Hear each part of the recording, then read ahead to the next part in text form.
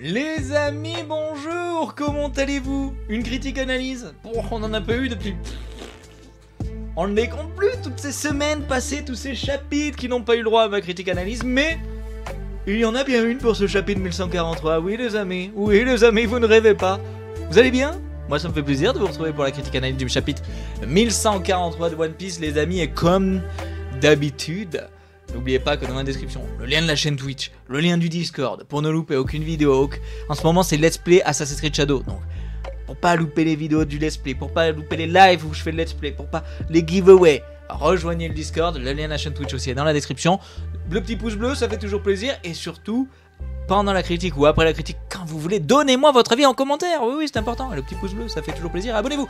Bon, les amis, avant de commencer la critique, il faut que je vous dise, les critiques analyses seront maintenant le lundi à 18h. Le lundi à 18h. C'est clair? C'est bon? L'information est passée? C'est parti, les amis. On commence ce chapitre avec tout simplement l'interaction entre Saoro qui essaye d'arrêter les bambins sans écouter les... mise en garde de ses copains, hein, c'est-à-dire que les gens ont dit à Saoro non, ne touche pas les gamins, hein, apparemment ça ça a mis dans l'état l'autre professeur. Saoro, ouais, ta gueule. Bam, plus de Saoro. Clair, net et précis. Non, j'adore ce passage, on est sur tout le début et milieu de chapitre, c'est finalement l'action et les conséquences réactions aux actions des chevaliers divins, et en fait c'est super sympa. Moi j'adore le principe même de voir les chevaliers divins unir leurs pouvoirs pour faire quelque chose de construit et de franchement hyper efficace. Le fait que Gunko dirige les enfants qui sont endormis par Killigam et qui sont protégés par le fruit des ronces de Somers, c'est génial, et franchement c'est un truc, ça m'avait manqué de voir dans One Piece des gens réfléchir, était pas juste du 1v1, non, là t'as une opération, une attaque, une utilisation de pouvoir qui est synchronisée pour être optimisée et franchement être hyper efficace. Et alors en plus, là où c'est horrible, c'est que tu vois ces pauvres gamins là être inarrêtables, passer sur cette énorme branche centrale qui est en train de prendre feu, et les chevaliers divins sont en mode quoi, ils peuvent mourir, c'est pas grave, il y en a d'autres qui dorment. Yes, on est ravis. Est-ce qu'on est étonné? Non, on n'est pas étonné hein, par l'attitude des chevaliers divins.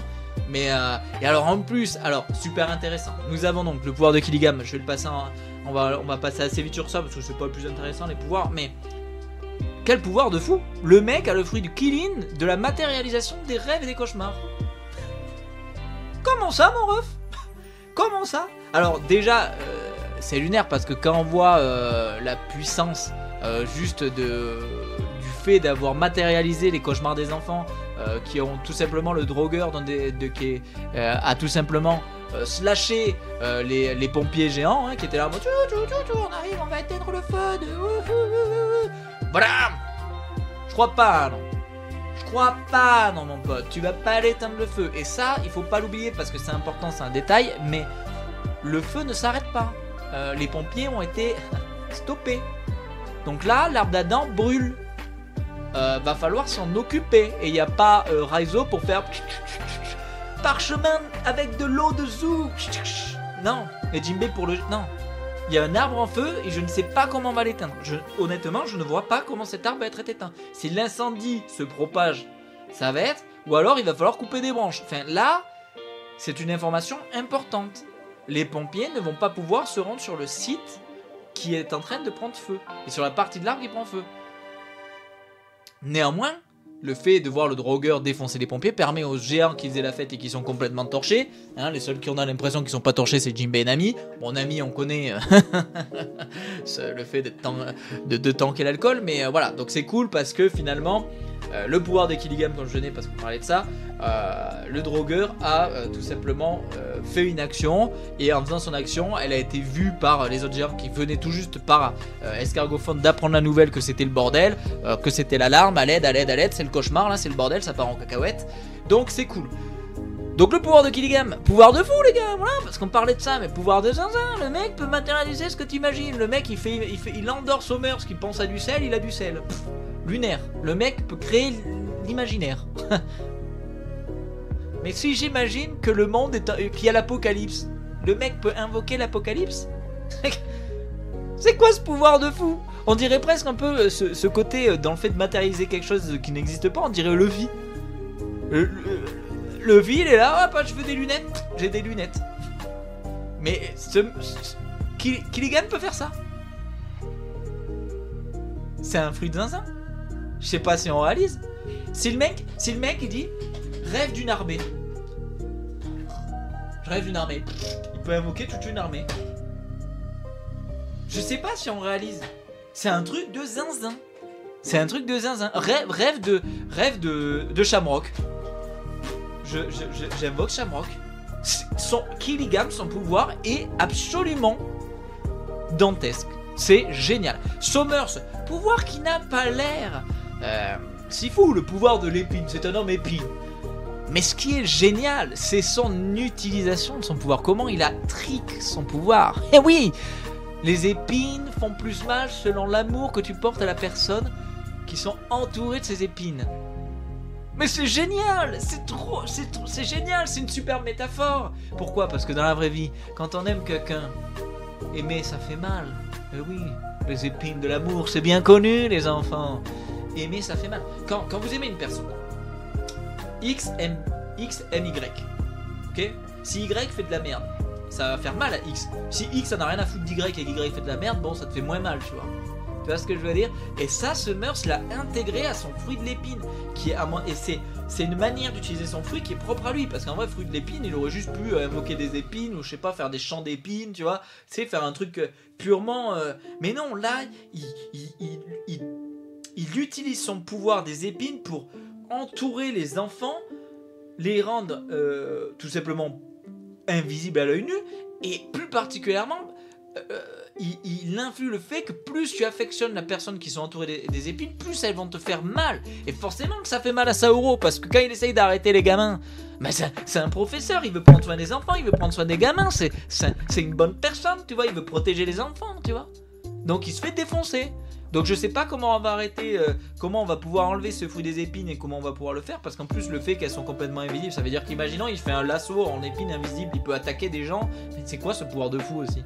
Mais bon, ça c'est pas étonnant, le fait que Summers, Gunko, Killigan maîtrisent bien leurs fruits et tout, c'est finalement ce que j'attends des Chevaliers Divins, et ce qui expliquerait le fait que les révolutionnaires vont devoir rentrer en action là, hein, parce qu'il faut pas oublier que maintenant que les Chevaliers Divins rentrent en action, les révolutionnaires sont censés rentrer en action. Alors possiblement ça sera action-réaction, c'est-à-dire que si l'information part d'Elbaf que des Chevaliers Divins ont fait une action sur Elbaf, les révolutionnaires vont dire bon, bah là c'est le moment d'agir, tu vois.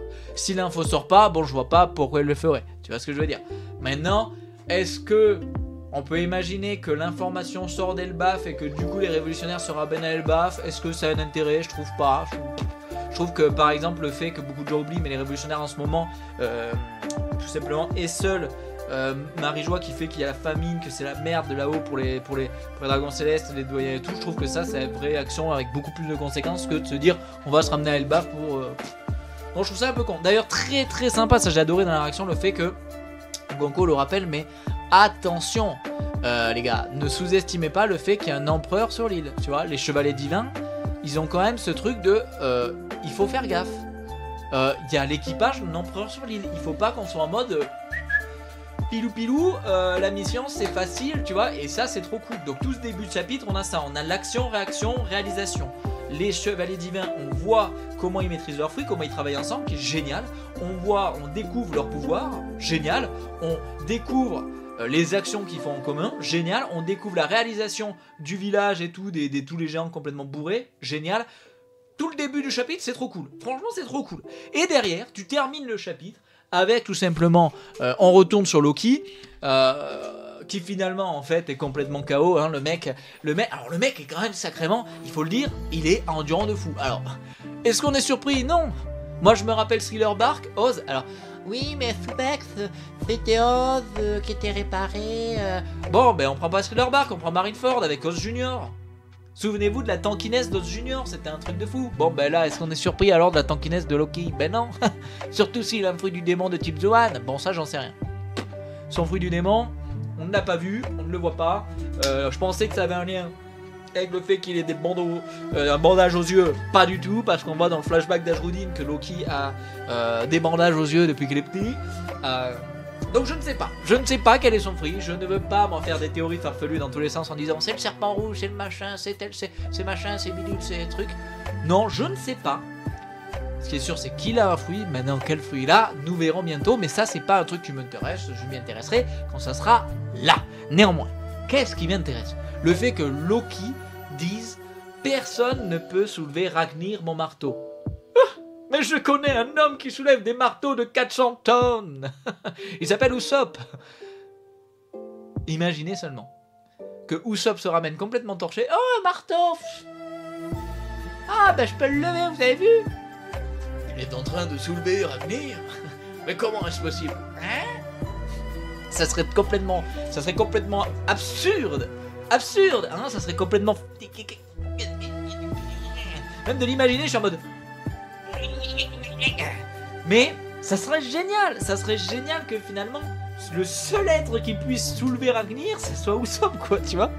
Lui qui s'est vanté, on se rappelle, putain, j'adorais ça, mais contre Perona, contre les gens de Baroque Works, il avait souvent, vous savez, cette attaque avec le marteau de Titan. Ça serait génial. Mais si ça arrive pas, bon, c'est pas non plus... c'est juste là une idée farfelue, je pense que tout le monde y a un peu pensé. Mais alors ce qui est cool par contre, c'est le fait qu'ils le disent, néanmoins, outre cette idée farfelue, personne ne peut soulever son marteau. Donc pourquoi il n'y a que lui qui peut soulever Ragnir? Est-ce que c'est parce que c'est le seul géant antique qui reste sur Elbaf et donc possiblement il faut la force physique d'un géant antique pour soulever un marteau aussi lourd? Je ne sais pas, en tout cas ce qui est cool c'est de voir que il était quand même vraiment à bout, quoi. Alors il a fait une grosse attaque sur l'arbre d'Adam qui a enflammé une partie de l'arbre et tout comme je disais au début de la critique, mais il est quand même KO, quoi. Il essaye de mettre des coups de pression mais il tombe de fatigue et de faiblesse, et ce qui est cool c'est qu'il tombe sans que le fil touche. En fait, en relisant le chapitre plusieurs fois ce week-end, je me rends compte qu'en fait il fait le curseur, Luffy va pour assumer et dire bon bah je l'ai dit, s'il commence à faire de la merde je vais le calmer. Il va pour le calmer, il fait le Gearsword, il fait le gigantesque balloon là, le truc là où squelette balloon, Gearsword.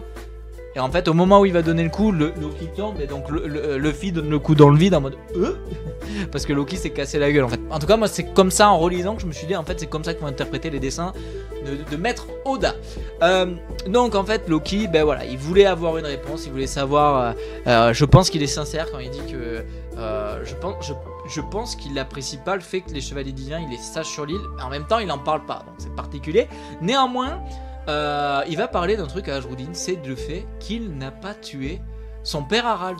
Et alors ça c'est super intéressant parce que Loki, qu'on le veuille ou non, dans notre mythologie nordique à nous, de notre humanité, c'est un petit peu un menteur. Et dans Elbaf il est un peu connu pour ça, pour être un manipulateur menteur. Est-ce qu'il ment? Est-ce qu'il dit la vérité? Que pensez-vous? Moi je pense qu'il ne ment pas. Pourquoi? Parce que c'est très rare que Luffy se fasse avoir sur son instinct et sur cette manière qu'il a d'interpréter et d'analyser les gens. Il est très humain Luffy, et je pense que si Luffy a une perception de Loki comme quoi oh, c'est pas un mauvais boug, c'est que c'est pas un mauvais boug. Et je pense que ça rentre dans le fait que Luffy demande d'ailleurs à Ashruddin etc d'aller chercher des gens pour soigner Loki, parce que je pense que il ne ressent pas Loki comme quelqu'un de méchant. C'est quelqu'un peut-être qui a fait des mauvaises actions, des mauvais choix, tout ça. D'ailleurs on le voit dans le flashback d'Ashruddin. C'est-à-dire qu'ils ont grandi à une époque, ces deux enfants, où c'était pas encore passé au fait de moins être un peuple guerrier et tout. C'était full guerrier. Donc ils se tapaient, ils se battaient, il insultait sa mère, il insultait de bâtard, il s'en prenait à lui et c'est une très belle manière pour Oda de nous dire et de nous montrer, c'est vrai que les enfants peuvent être des vraies horreurs entre eux. C'est d'une tristesse ça quand tu le sais, mais c'est une réalité, c'est que les enfants peuvent être très méchants entre eux, hein. Et c'était le cas, mais en même temps il lui dit mais merde, j'ai beau être un salopard, vas-y, t'es un guerrier triste, vas-y guerrier triste, bute-moi. Mais tu crois vraiment que c'est moi qui ai buté papa? C'est ça que tu crois? Et je pense qu'il faut le croire, ce n'est pas Loki qui a tué Harald. Et j'avais adoré, parce que je faisais pas les critiques à ce moment-là, mais vous le savez, je m'en cache pas, je regarde Le Mont Corvo, Goji, Nina. Il y en a un, je sais plus qui, avait émis une théorie ou une hypothèse comme quoi en fait Loki serait pas, ou alors c'est peut-être le Doc, je sais plus, c'est un des quatre, je regarde que les critiques de ces quatre là parce que j'adore leur avis. La plupart du temps je trouve que c'est assez cool leur opinion et leur avis, mais il y en avait un qui disait ouais ça doit pas, peut-être que c'est pas Loki qui a tué Harald mais finalement c'est le doyen, celui qui a l'épée dans la tronche, j'ai plus son prénom, qui est complètement torché avec Usopp. Donc possiblement ils ont raison, celui qui a émis cette hypothèse a peut-être raison, mais non, assez cool, j'ai hâte de voir ce qui va advenir. Je suis content que parce que Zoro le dit, Loki était en train de mourir, hein, il a pris tellement cher et d'ailleurs il devrait déjà être mort, hein, quand tu vois l'attaque qu'il a pris de Shamrock, il a réussi à résister ça, à faire une attaque derrière et tout, mais là ouais il devrait être en train de mourir, il va se faire soigner, je suis content, j'ai hâte de voir ce qui va advenir, il est réenchaîné, donc là je pense qu'on va aller sur les révélations de la discussion etc, je pense qu'Ajroudine au début va être en mode je ne te crois pas, tu racontes que des conneries. Mais hâte de voir ce qui va se passer dans le prochain chapitre. Les amis, des gros bisous, prenez soin de vous. On se retrouve pour le chapitre 1144, la réaction live, tout ça. Je vous rappelle, les critiques analyses maintenant seront tous les lundis à 18 h. Ça a été un plaisir de vous retrouver pour cette critique analyse. J'espère qu'elle vous aura plu. N'hésitez pas, comme d'habitude, votre meilleur pouce bleu, à vous abonner. Je vous mets une vidéo juste là. Vous pouvez vous abonner en cliquant ici. Dans la description, le lien du Discord, de la chaîne Twitch, etc. Et dans les commentaires, à me donner votre avis sur le chapitre et sur mes idées sur la critique. Des bisous tout le monde, prenez soin de vous et on se retrouve au prochain chapitre. Bye bye.